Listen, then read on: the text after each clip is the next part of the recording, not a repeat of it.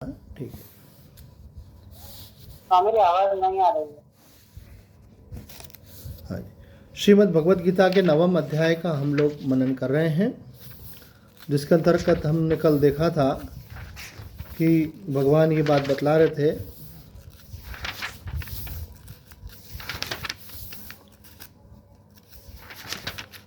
कि यह जो ज्ञान को विज्ञान के सहित जानना है, यह राजविद्या है, राजगुह्य है, पवित्र है, उत्तम है और यह प्रत्यक्ष जानने योग्य है। ये ज्ञान जो है धर्म विरुद्ध नहीं है बल्कि धर्ममय है और इसको जानना कर्तव्य तो है ही, और यह इसको जानने का जो फल है वह भी अव्यय है, अर्थात कभी नष्ट नहीं होता। इसमें प्रधानता से हमने दो बातें देखी थी कि राजविद्या का क्या अर्थ है, राजगुह्यम का क्या अर्थ है। तो राजगुह्यम का अर्थ बताते हुए स्वामी जी कहते हैं, संसार में रहस्य की जितनी भी गुप्त बातें हैं उन सब बातों का यह राजा है, क्योंकि संसार में इससे बड़ी दूसरी कोई रहस्य की बात है ही नहीं। तीसरी बात भगवान ने इस श्लोक को लेकर के कही है कि यह जो ज्ञान है पवित्र है, इस विद्या के समान पवित्र करने वाला और कुछ नहीं है। यह विद्या पवित्रता की आखिरी हद है। पापी से पापी, दुराचारी से दुराचारी भी इस विद्या से बहुत जल्द धर्मात्मा बन जाता है, अर्थात पवित्र बन जाता है।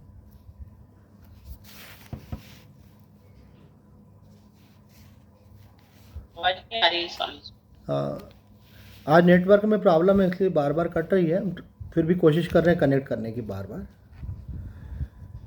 देखो, कोई भी पवित्रता होती है, चाहे हम गंगा जल का स्नान करें अथवा भगवान का नाम लेकर के अपने मन को पवित्र करें अथवा किसी प्रकार का भी कोई कर्मकांड है, पूजा पाठ हवन आदि, उससे अंतःकरण पवित्र होता है। लेकिन पवित्रता के बाद में यदि मनुष्य फिर कोई अपवित्र कार्य करता है, चिंतन करता है, उसका मन फिर से अपवित्र हो जाता है। तुम्हारा नेटवर्क चला रहा है, इसमें दिक्कत आ रही है। ऑन कर लो, हाँ ज्वाइन कर लो।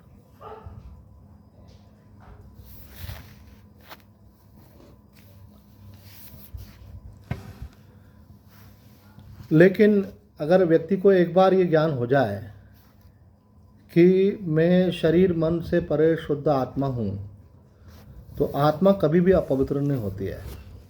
ये जो व्यवहार में भी इन शब्दों का प्रयोग करते हैं, पुण्यात्मा,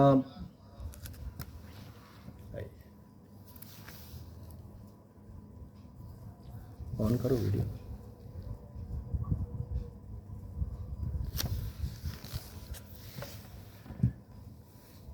ठीक है, मैंने दूसरे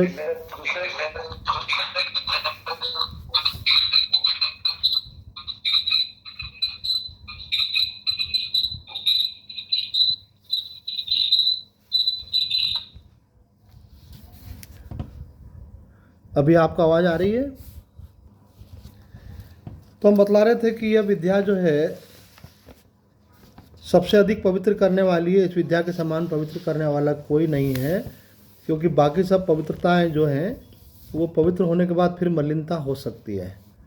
लेकिन एक बार ये ज्ञान हो जाए कि मैं आत्मा हूँ, तो फिर अपवित्रता की कोई संभावना नहीं रहती है, क्योंकि आत्मा सदा पवित्र है, नित्य पवित्र है, नित्य शुद्ध बुद्ध मुक्त है आत्मा।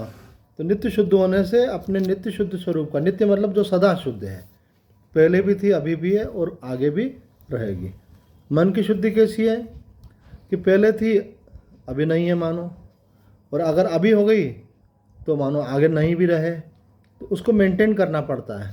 लेकिन आत्मा को मेंटेन नहीं करना है, आत्मा तो निश्चित नित्य पवित्र ही है। दूसरी बात भगवान ने यहाँ पे कही, उत्तमम। यह जो ज्ञान है सर्वश्रेष्ठ है, इसके समकक्ष दूसरी कोई वस्तु, व्यक्ति, घटना, परिस्थिति आदि है ही नहीं। यह श्रेष्ठता की आखिरी हद है, क्योंकि इस विद्या से मेरा भक्त सर्वश्रेष्ठ हो जाता है। इतना श्रेष्ठ हो जाता है कि मैं भी उसकी आज्ञा का, भगवान कहते हैं, पालन करता हूँ। इस विज्ञान सहित ज्ञान को जानकर जो मनुष्य इसका अनुभव कर लेते हैं, उसके लिए भगवान कहते हैं कि वे मेरे हैं और मैं उनका हूँ। मयि तेषु चाप्यहम, 9वें अध्याय के 29वें श्लोक में ये बात भगवान ने कही है। अर्थात वे मेरे में तल्लीन होकर के मेरा स्वरूप ही बन जाते हैं। इसलिए ब्रह्मज्ञानी जो है वो भगवान का स्वरूप माना जाता है। ब्रह्मज्ञानी दिखने में हमको बाहर से दिखता है भाई शरीर है, लेकिन वो तो अपने को शरीर मान नहीं रहा है। तो वो क्या क्या मान रहा है? अपने को ब्रह्म मान रहा है, और केवल मान ही नहीं रहा है बल्कि वो अनुभव कर रहा है। तो उसकी स्थिति कहाँ पे? ब्रह्म में है। तो जिसकी जहाँ स्थिति वो वहीं पर है। कोई मंदिर में बैठा है लेकिन अगर पाप का चिंतन कर रहा है तो वो उसका मन कहाँ है? पाप में। और कोई सघन कसाई जैसे भगवान के भक्त थे, तो उनका परंपरागत कार्य था मछली बेचने का, मछली काट के तोल करके देना, लेकिन उनका मन भगवान में रहता था। इसलिए उनकी गिनती किस में हुई? भक्तों में, कि भाई ये उत्तम कोटि के भक्त हैं, क्योंकि उनका मन निरंतर परमात्मा के सुमिरन में रहता था। तो यहाँ यही बात कही जा रही है कि ये जो ब्रह्मज्ञानी है वो उसकी स्थिति कहाँ है? बोले उसकी स्थिति ब्रह्म में ही है, अर्थात वह ब्रह्म स्वरूप है। ब्रह्म स्वरूप और भगवान कैसे हैं? भगवान स्वयं ब्रह्म स्वरूप है। माया शक्ति का आश्रय लेकर के वो भले संसार का ईशन करने के लिए सब लीला करते हैं, जगत की उत्पत्ति पालन संहार करते हैं, लेकिन इन देयर रियलिटी वो क्या है? वो अपनी वास्तविकता में वास्तव में ब्रह्म है। वो ब्रह्म दो नहीं है, एक भगवान वाला ब्रह्म और एक ब्रह्मज्ञानी वाला ब्रह्म। ब्रह्म एक ही है, इसलिए वो जानते हैं कि ये और मैं अलग नहीं है बल्कि एक ही है। उसी अर्थ में भगवान ने यहाँ पे कहा है मयि तेषु चाप्यम, मैं वो हूँ और वो मैं हूँ, अर्थात उनमें और मुझ में कोई भेद नहीं है। दूसरी बात भगवान ने श्लोक में कही इस विद्या के विषय में कि धर्म्यम, कुछ बातें ऐसी होती हैं धर्म की कि ये करना और ये नहीं करना। तो हो सकता है कि किसी के मन में ऐसा आता हो कि अगर हम ये धर्म में ही लगे रहेंगे तो शुद्ध आध्यात्म की प्राप्ति कैसे करेंगे? तो बोले ये विद्या का धर्म से विरोध नहीं है, बल्कि धर्म इसमें सहयोगी है ना। कई बार कई लोग बोलते हैं कहाँ आप इन धार्मिक कृत्यों में लगे हुए हो, असली सत्य को जानने की कोशिश करो, और कभी कभी उसका खंडन भी करने लगते हैं। लेकिन हमारा शास्त्र खंडन नहीं करता है, कहता है कि धर्म का उसके साथ विरोध नहीं है अध्यात्म का। देखो धर्म और अध्यात्म शब्द का थोड़ा अर्थ पहले खोल लें। धर्म का मतलब होता है कि क्या करना और क्या नहीं करना, डू एंड डोंट्स।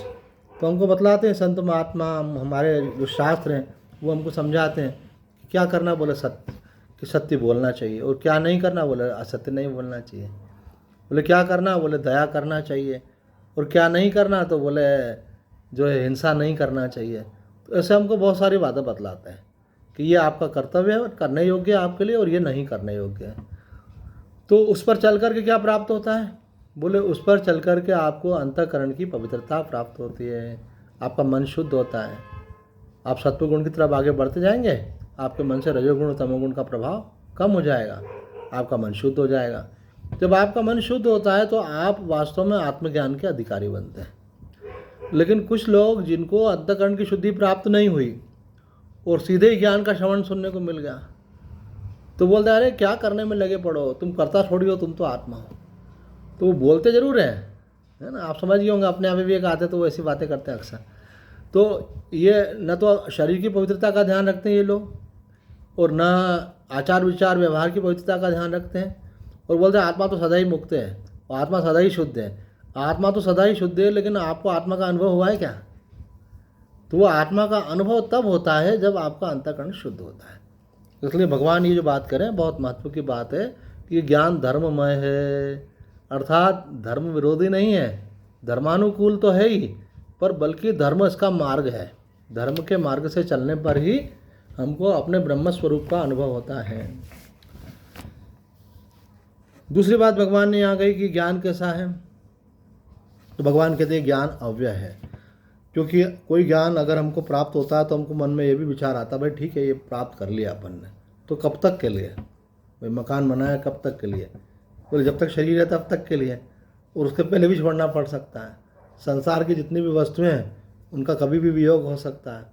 तो ये जो ब्रह्म ज्ञान है ये प्राप्त होगा तो कितने समय तक के लिए होगा। तो ऐसे भी कुछ दार्शनिक हुए हैं जो बोलते हैं एक जन्म के लिए ब्रह्म ज्ञान होता है, फिर अगला जन्म फिर होता है, फिर आपको ब्रह्म ज्ञान प्राप्त करना पड़ता है। लेकिन हमारे शास्त्र ऐसा नहीं मानते। शंकर वेदांत ये नहीं मानता, उपनिषद ये नहीं मानता। वो क्या कहते हैं कि ज्ञान एक बार हुआ तो ज्ञान होने के बाद मुक्त हो जाता है और फिर उसको संसार में आना नहीं पड़ता। यानी जो त्रेतवादी हैं, आर्य समाजी हैं, उनका ब्रह्म ज्ञान इस प्रकार है।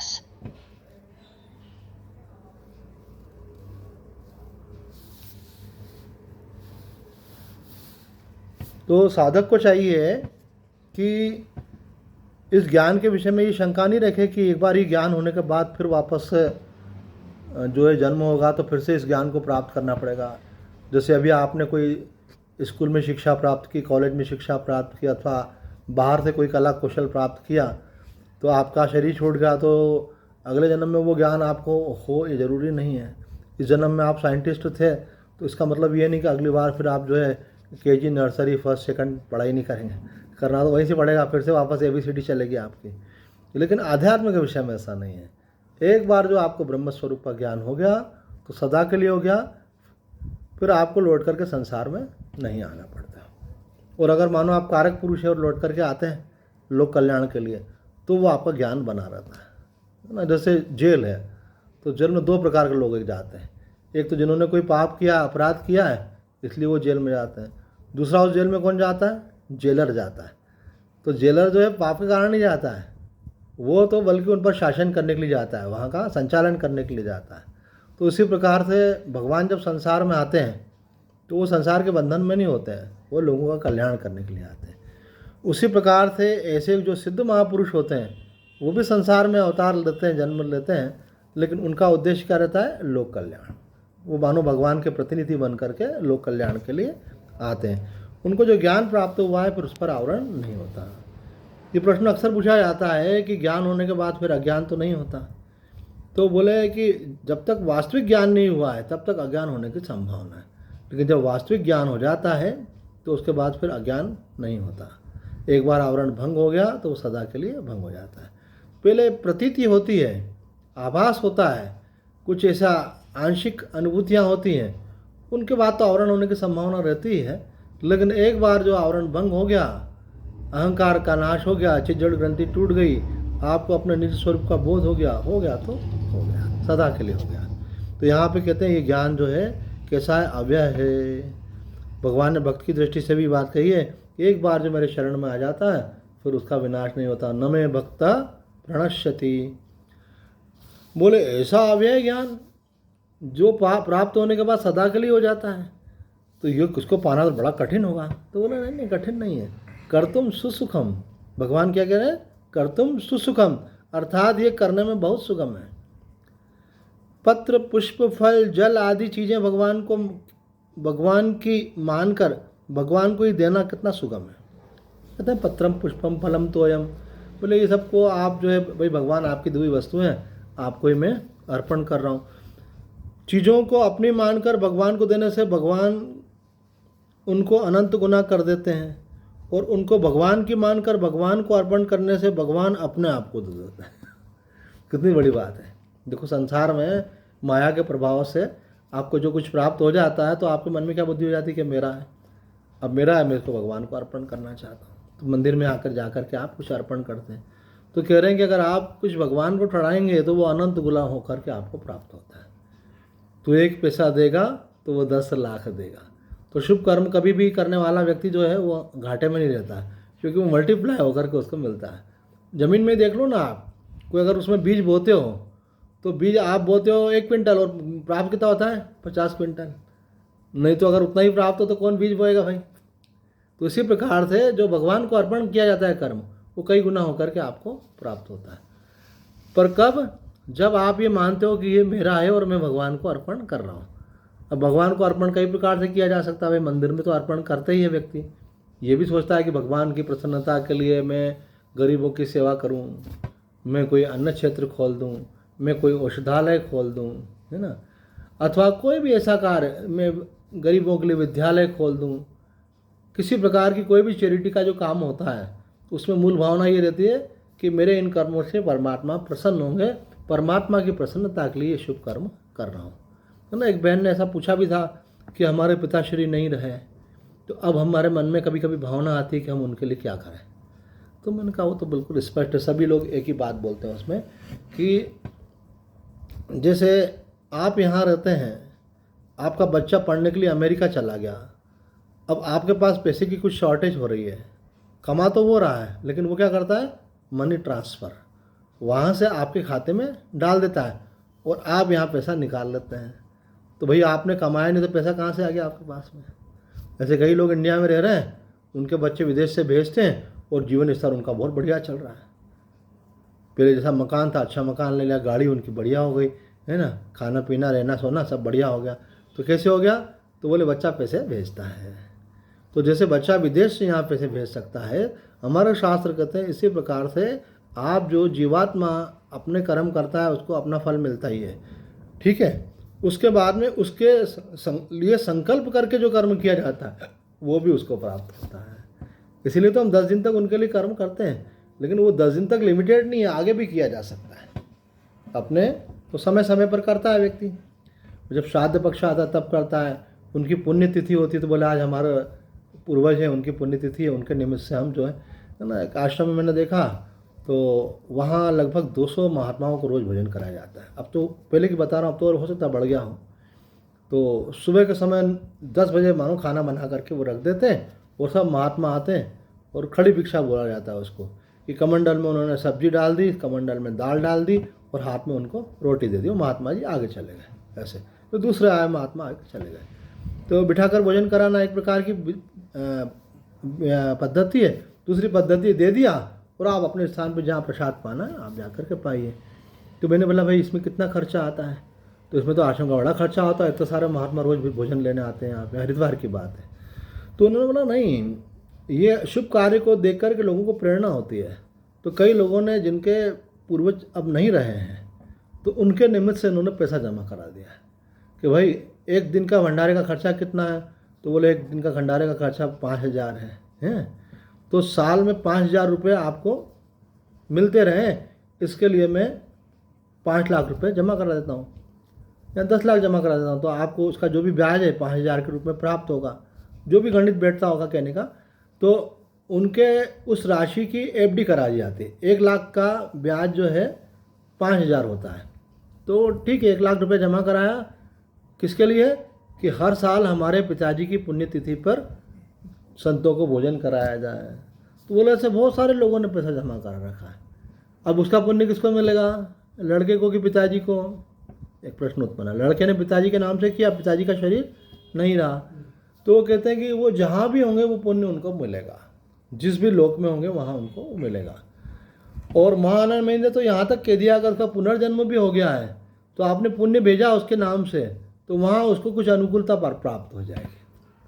उसका एक दृष्टांत महान ने बड़ा अच्छा दिया कि एक व्यक्ति के कोई पूर्वज जो है उनके लिए उनके पूर्वज चले गुजर गए, तो व्यक्ति अपने पूर्वज के लिए कुछ शुभ कर्म कर रहा था।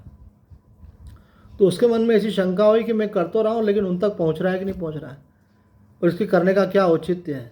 तो कई लोग इसका खंडन भी करते हैं, लेकिन हमारे शास्त्र में इसका मंडन किया हुआ है, मतलब उसको माना जाता है, इसका खंडन नहीं किया गया है। तो माँ ने कहा कि तुमको मन में आ रहा है कि मैं यहाँ ये कर रहा हूँ, मेरे पूर्वज को मिल रहा है कि नहीं, तो वहाँ उसको माँ लेकर के कहीं गई। माँ मतलब वो तो ईश्वर स्वरूपा थी, उनको सब ज्ञान होता था। तो माँ कहीं लेकर गई और उससे पूछा कि तुमको क्या अनुभव हो रहा है, तो बोले मुझे ऐसा लग रहा है मैं कटहल की सब्ज़ी खा रहा हूँ और बड़ी तृप्ति हो रही है। बोले तुमने खाई क्या, बोला नहीं। उसको पूछा कि तुमने आज भोग पंडित जी को क्या भोग लगवाया अपने पूर्वजों के निमित्त, बोले मैंने कटहल की सब्ज़ी खिलाई थी क्योंकि मेरे पिताजी को कटहल पसंद था। बोले वही जो है जन्म लेकर के ये दूसरे शरीर में है, उनके नाम से आपने किया तो इनको उस रूप में तृप्ति हो रही है। आई बात समझ में, कि बेटा पिताजी के लिए यहाँ कटहल खिला रहा है पंडित जी को, और वहाँ पिताजी का दूसरा जन्म हो चुका है लेकिन वहाँ पे उनको ऐसी फीलिंग आ रही है मैं कटहल खा रहा हूँ। पुण्य कर्म जो होते हैं, शुभ कर्म जो होते हैं, वो जहाँ भी रहे, ये तो बताते युधिष्ठिर एक के मन में एक बार आया कि भाई मैं तो पुण्यात्मा हूँ और मैं स्वर्ग का अधिकारी हूँ, ठीक है, लेकिन मुझे ऐसी इच्छा है कि मुझे भी नरक में जाना है। बोले क्यों, मैं देखना चाहता हूँ। तो जैसे युधिष्ठिर नरक में गए तो उनके पुण्य का प्रभाव ऐसा हुआ कि जितने नरक में जितने जीव थे जो नरक यातना से रहे थे उनको सबको बड़ा राहत का अनुभव होने लगा। क्यों? क्योंकि वो पुण्यात्मा वहाँ पर आ गए। तो पुण्यात्मा की उपस्थिति अथवा पुण्यात्मा की दृष्टि अथवा पुण्यात्मा का आशीर्वाद अथवा पुण्यात्मा का संकल्प, जैसे आप पुण्यात्मा है, आपने कोई पुण्य कर्म किया, संकल्प जिसके लिए संकल्प करेंगे वो उसको प्राप्त होता है। ये कर्मकांड की एक विधि है, कुछ लोग इसका खंडन करते हैं लेकिन हमारा शास्त्र इसको मानता है। इसलिए बहुत सारे पंडित जो हैं वो किसी किसी के लिए कुछ कुछ जप करते हैं, है ना। जिनको भी संपन्नता होती है तो वो बोलते हैं हमारी समस्या है, आर्थिक रूप से हमको कोई दिक्कत नहीं है लेकिन हम समस्याग्रस्त हैं, तो वो किसी पंडित जी को बोलते हैं हमारे निमित्त से भाई ये करो। मानो कोई स्वास्थ्य की समस्या तो कोई महामृत्युंजय करा रहा होता है, किसी को और प्रकार की समस्या होती है तो वो उस प्रकार से कराता है। कोई खुद के लिए कराते हैं, कोई खुद के बच्चों के लिए खुद कराते हैं जैसे। तो कई लोग बोलते हैं इसका फल होता है कि नहीं होता है। भाई हमारा शास्त्र तो मानता है इसका फल होता है। तो कोई ऐसा होता है मानो पंडित जी विधि विधान से नहीं कर रहे हैं तो भाई दान का फल तो मिलेगा ही फिर भी आपको, और जो पंडित विधि विधान से नहीं करेगा तो उसको दोष लगेगा, क्योंकि पैसा ले रहा है तो उसको विधि से करना चाहिए। तो यहाँ पे कह रहे हैं कर्तुम सुसुखम, ये ज्ञान जो है इसको प्राप्त करना कठिन नहीं है। क्यों नहीं है उसको आगे स्पष्ट करेंगे। यह करने में बहुत सुगम है। पत्र पुष्प फल जल आदि चीज़ों को भगवान को मानकर भगवान को अर्पण करना, ये प्रसंग चल रहा था। और अपनी मानकर भगवान को अर्पण करना, अपनी मानकर भगवान को अर्पण करेंगे तो कई गुना होकर के रिटर्न मिलता है, और भगवान की मानकर भगवान को अर्पण करेंगे इसका मतलब है कि आपको ज्ञान हो गया, आपको कोई सद्गुरु मिल गया, आपको सत्शास्त्र पढ़ने का अवसर मिल गया, तो आपकी समझ विकसित हो गई और आपको समझ में आया अरे प्रभु मैं आपको क्या अर्पण करूँगा, सब कुछ आपका दिया हुआ तो है। तो फिर हम क्या बोलते हैं, तेरी वस्तु तुझको अर्पण, तेरा तुझको अर्पण क्या लागे मेरा। तो भगवान आपसे कोई पूछ सकता है ऐसा कि जब आप बोल रहे हो भगवान तेरा तुझको अर्पण क्या लागे मेरा, तो जब उनका ही है तो अर्पण ही क्यों कर रहे हो तो बोले कि मैं उनकी मानकर उनको अर्पण कर रहा हूँ। तो बोले जब है उनकी तो अर्पण क्यों कर रहे हो? बोले इसलिए कर रहा हूँ कि भूल से हमने अब तक इसको अपनी मान रखा था, है ना। जैसे आपने जेब से कुछ 100 रुपये का नोट निकाला, भगवान सब आपका ही दिया हुआ है, आपका ही आपको अर्पण कर रहा हूँ। तो बोले ये उससे बढ़ कर के है कि आप अपना मान करके भगवान को देते हो, उसकी वजह उनका मान करके उनको दो। दोनों के फल में क्या अंतर है? बहुत अच्छी बात कही है ना, कि पहले का फल ये है कि भगवान कई गुना करके देते हैं, और दूसरे का फल ये है कि भगवान अपने आप को आपको दे देते हैं, मतलब आपको तत्व का ज्ञान हो जाता है। चीज़ों को अपनी मानकर भगवान को देने से भगवान उन्हें अनंत गुना कर देते हैं, और उनको भगवान की मानकर। मीटिंग एंड हो गई बिफोर टाइम।